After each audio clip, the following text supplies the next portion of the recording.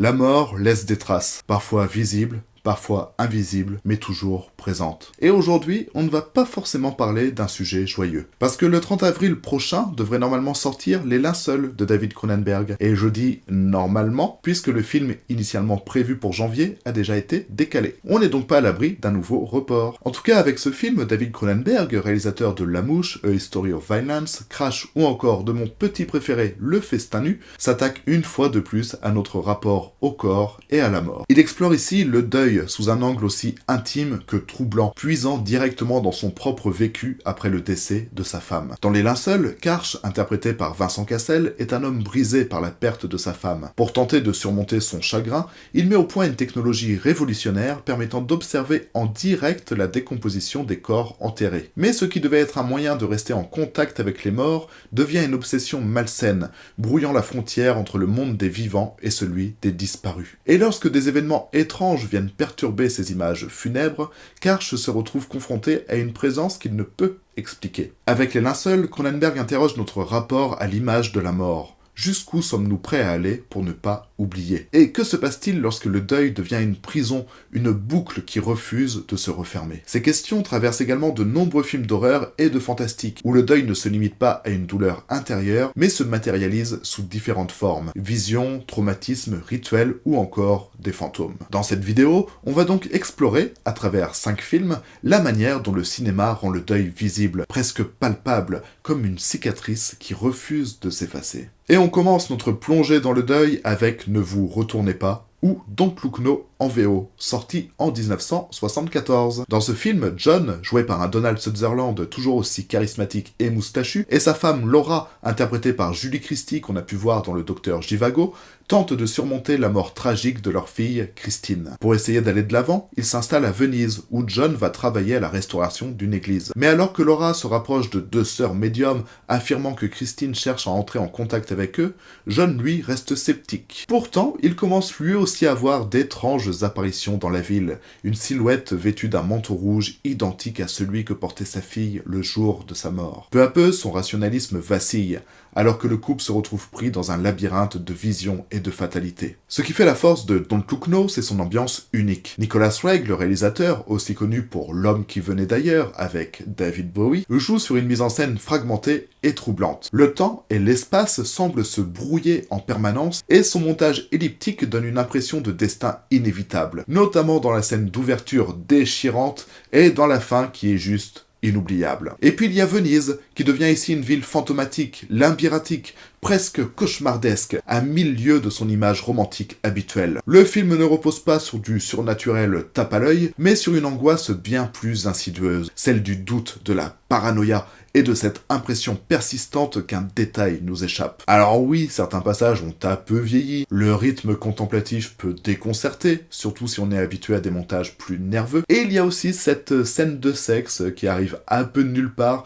et traîne en longueur avec une musique assez kitsch. Mais honnêtement, ça n'enlève rien à la puissance du film, qui reste une expérience fascinante, portée par l'alchimie incroyable entre Donald Sutherland et Julie Christie. Et justement, Don't Look No résonne particulièrement avec Les Linceuls de Cronenberg. Les 2 films parlent du deuil et de l'obsession qu'il peut engendrer. Karch, dans Les Linceuls, utilise la technologie pour rester en contact avec sa femme disparue, tandis que Laura trouve du réconfort dans le spiritisme. Dans les 2 cas, la question est la même. Jusqu'où peut-on aller pour garder un lien avec ce qui n'est plus? Mais c'est aussi par leur esthétique que ces films se rejoignent. Chez Cronenberg, c'est le corps en décomposition qui devient une image obsédante. Chez Roeg, ce sont des symboles comme l'eau, le rouge, les reflets, des éléments qui hantent John et l'empêchent d'avancer. Dans les 2 cas, le passé s'accroche au vivant, comme une présence qui refuse de disparaître. Le film est disponible sur Shadows, n'hésitez donc pas à aller le voir. Don't Look No nous plonge donc dans un deuil intime et étouffant, à travers une atmosphère pesante et labyrinthique. Mais notre prochain film va quant à lui adopter une approche bien différente. En effet, dans Midsommar, sorti en 2019, le deuil ne se vit pas dans l'ombre d'une ville hantée, mais en pleine lumière, sous un soleil éclatant. Et pourtant, il n'en est pas moins terrifiant. Parce que oui, si on pense souvent à Midsommar pour son esthétique unique et son horreur rituelle, on oublie parfois que c'est avant tout un film sur le deuil et la manière dont il nous isole avant peut-être de nous offrir un nouveau foyer. Dans Midsommar, donc, Ari Aster, le réalisateur, nous plonge dans l'histoire de Dani,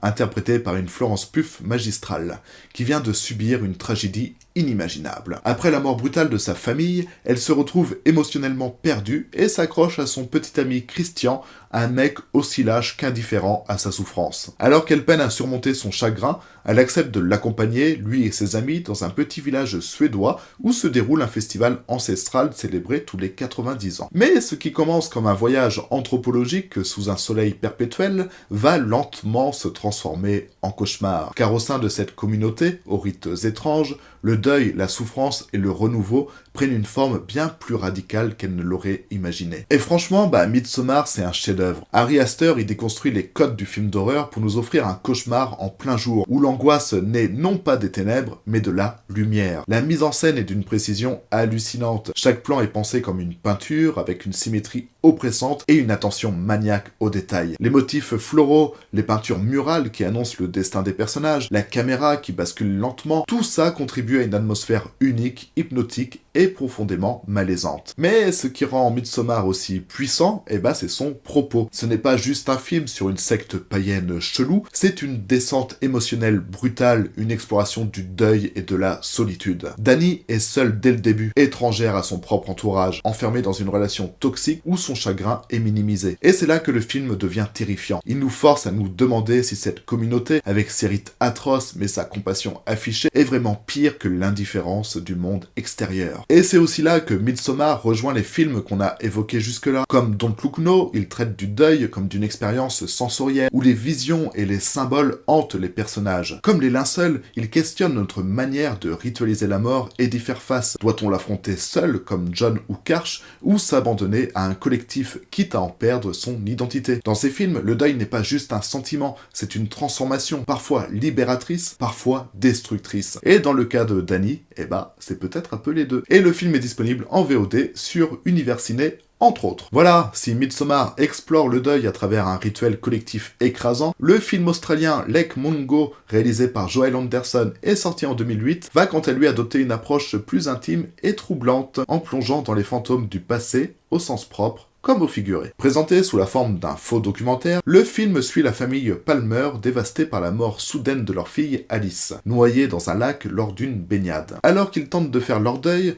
d'étranges phénomènes commencent à se manifester dans leur maison. Des ombres sur des vidéos, des visages flous sur des photographies, etc. Le père et le frère d'Alice installent des caméras pour tenter de capturer ces manifestations, et plus ils creusent, plus ils découvrent des secrets enfouis que leur fille n'a jamais révélés de son vivant. Et Lake Mungo, que peut-être vous connaissez déjà grâce à la vidéo du fossoyeur de film sur le found footage, c'est une véritable pépite du cinéma d'horreur. C'est un film minimaliste, sans jumpscare facile, mais qui s'immisce sous la peau et ne vous lâche plus. Ce qui frappe, c'est son réalisme absolu. La mise en scène imite parfaitement un documentaire d'enquête, avec des témoignages glaçants, des images granuleuses, et ce sentiment d'authenticité qui nous fait oublier qu'on regarde une fiction. Il ne cherche jamais à en faire trop, et c'est précisément ce qui le rend si angoissant. Ce qui fait aussi la force du film, c'est qu'il ne parle pas seulement de fantômes, mais de la mémoire, des regrets et du vide que laisse un être cher. Contrairement à Don't Look Now, où le surnaturel est ambigu, et à Midsommar, où le deuil est un processus collectif, Lake Mungo capture quelque chose de profondément intime. La manière dont les morts hantent les vivants. Non pas toujours par des apparitions spectrales, mais parce qu'ils nous ont laissé des souvenirs, des secrets et des silences. Et c'est là que le film fait écho au précédent. Comme les linceuls, il questionne notre obsession pour l'image après la mort. La famille filme, photographie, cherche à capturer une trace de ce qui a disparu. Comme Karch avec sa technologie funéraire. Comme Don't Look Now, il joue sur la perception et les illusions, sur cette incapacité à lâcher prise face à l'inexplicable. Et comme Midsommar, il transforme le deuil en une expérience sensorielle et émotionnelle, où la vérité, une fois révélée, est aussi dévastatrice que libératrice. Au final, Lake Mungo mérite amplement de devenir un film culte. Peu connu du grand public, il surpasse pourtant bien des found footage modernes en créant une peur viscérale, lente et insidieuse, et surtout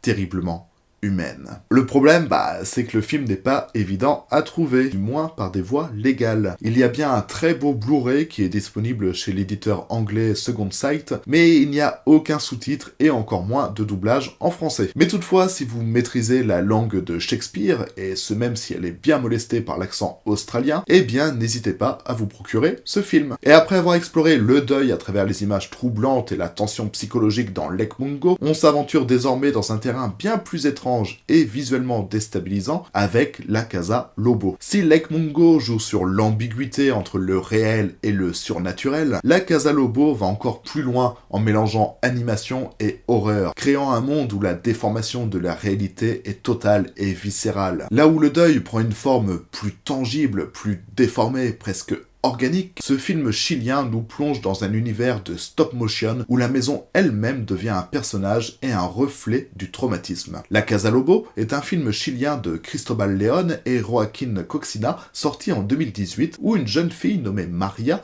qui a échappé à une secte, cherche refuge dans une maison isolée en forêt. Ce qui semblait être un endroit sûr se transforme vite en un lieu de terreur et de confusion, où les murs semblent prendre vie et se tordre sous l'influence d'une menace invisible. À travers une animation en stop motion fascinante et déstabilisante, les réalisateurs plongent le spectateur dans une exploration psychologique et visuelle du deuil, de la perte de l'innocence et de l'attentive d'échapper à une réalité de plus en plus déformée. Le film est une fable sombre et poétique, marquée par un esthétisme unique et une narration visuellement hallucinante. La Casa Lobo est un film qui mérite d'être un classique du cinéma d'animation, mais aussi un film d'horreur profondément original. Avec ses influences de l'horreur psychologique à la manière d'Ari Aster, les réalisateurs ont par ailleurs collaboré avec lui pour la scène en animation dans Beau is Afraid, le film donne une approche nouvelle du genre en mélangeant stop motion, art visuel et une ambiance presque surréaliste. La maison elle-même devient une métaphore du deuil et de la dégradation mentale, un endroit clos où la peur devient une forme d'enfermement. Les réalisateurs réussissent à capturer une atmosphère oppressante, où la frontière entre le réel et l'imaginaire est constamment floutée. Ce film ne se contente pas de raconter une histoire de deuil, il le rend tangible à travers chaque mouvement, chaque détail de l'animation, créant ainsi une expérience sensorielle et visuellement immersive. En lien avec les linceuls, La Casa Lobo et les films précédemment évoqués, on retrouve cette même idée de rendre le deuil visible, palpable, presque tangible. Dans tous ces films, la frontière entre le monde des vivants et des morts s'effondre de manière plus ou moins subtile. La souffrance du deuil n'est pas seulement un état mental ou émotionnelle, elle prend forme, elle se déploie sous nos yeux à travers des visions, des hallucinations, des rituels ou même des objets animés. Que ce soit dans les images décomposées de Les Linceuls, les hallucinations de Midsommar, les apparitions de Don Pluckno ou l'animation hallucinée de La Casa Lobo, la mort n'est jamais absente et semble toujours être à la fois une victime et un témoin du processus de deuil. La Casa Lobo était disponible sur Mubi et malheureusement depuis absent du catalogue. Et honnêtement, j'ai aucune idée de comment le voir, donc armez-vous de patience, fréquentez les festivals de cinéma et un jour peut-être vous allez avoir la chance de dénicher cette petite merveille. Et on termine ce tour d'horizon de l'horreur et du deuil avec un petit voyage au Mexique et le film Vuelven, aussi connu sous son titre anglais Tigers Are Not Afraid et qui est traduit en français par un simple et peu original Ils reviennent. Ce film mexicain réalisé par Isa Lopez en 2017 suit un groupe d'enfants orphelins dans la ville de Mérico, pris dans un univers impitoyable de violence et de perte. Après la mort de leurs parents, ces enfants, accompagnés de leurs fantômes, doivent naviguer entre la réalité et un monde magique où leur peur et leur douleur se matérialisent sous la forme de tigres monstrueux. Isa Lopez, qui semble s'inspirer de l'univers de Guillermo del Toro, réussit à allier la cruauté de la réalité sociale avec l'imaginaire enfantin en offrant une expérience cinématographique aussi poignante que fantastique. Les enfants qui vivent au cœur d'un monde dévasté par la violence des cartels sont hantés par le deuil et l'absence, mais aussi par un espoir fragile et surnaturel qui les pousse à chercher des réponses dans un monde parallèle. Le film bénéficie d'une direction artistique forte et d'une atmosphère inquiétante, où l'innocence des enfants contraste violemment avec le monde adulte, brutal et corrompu. Ils reviennent combinent la magie et le réalisme magique à la manière de Guillermo del Toro, dont les films comme Le Labyrinthe de Pan ou La Forme de l'eau ont également mis en lumière des enfants confrontés à des situations horribles, mais qui trouvent des échappatoires dans des mondes imaginaires et surnaturels. La vision de Lopez est d'autant plus marquante qu'elle réussit à rendre visible ce qu'on ne veut pas voir. La douleur des enfants, le traumatisme des disparitions et un monde où le deuil est omniprésent, comme un monstre prêt à surgir à chaque coin de rue. En outre, le film a reçu le soutien enthousiaste de Guillermo del Toro, qui a exprimé son admiration pour le travail d'Issa Lopez et s'est engagé à produire son prochain film, un western sur les loups-garous, un projet qui est sans nouvelles depuis plus de 5 ans et qui est à l'heure actuelle probablement abandonné. Et c'est dommage vu le retour à la mode de la figure du loup-garou ces derniers temps. Enfin bref, dans ce film, tout comme dans Les Linceuls de Cronenberg, Don't Look No, Midsommar, Lake Mungo et La Casa Lobo, le deuil n'est pas une simple douleur intérieure, mais une force qui façonne le monde autour des personnages. Ici, le deuil prend des formes visibles et monstrueuses, littéralement transformées en tigre, qui représentent la violence, la peur et la perte. De même que dans La Casa Lobo, où la maison déformée incarne le traumatisme, et dans Midsommar, où les visions et les rituels deviennent des manifestations du deuil, Ils reviennent montre que la souffrance des personnages, bien que liée à des événements traumatiques réels, s'exprime à travers des images puissantes et surnaturelles. En somme, Ils reviennent est un très bon film du cinéma fantastique et un film qui mérite d'être vu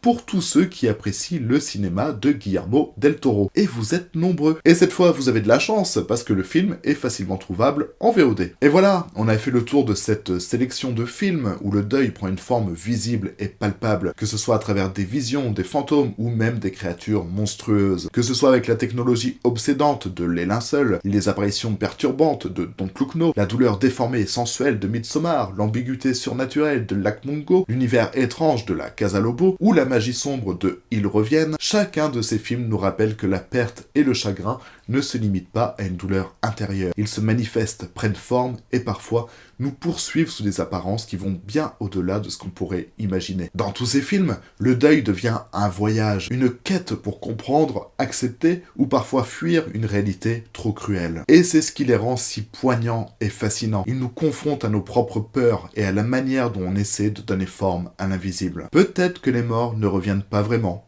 mais dans ces films, une chose est sûre, ils ne partent jamais totalement. Alors dites-moi en commentaire quel film parmi ceux que j'ai abordés vous a le plus marqué, ou si vous en avez d'autres à me recommander sur le thème du deuil et du surnaturel. Si vous avez aimé cette vidéo, n'oubliez pas de laisser un like, de vous abonner et d'activer la cloche pour ne pas manquer les prochaines vidéos. Et surtout, partagez cette vidéo avec vos amis qui aiment le cinéma d'horreur, ça m'aiderait énormément à faire grandir la chaîne. Voilà, merci à vous qui avez regardé cette vidéo jusqu'au bout, et à très vite pour une nouvelle exploration cinématographique. Des bisous!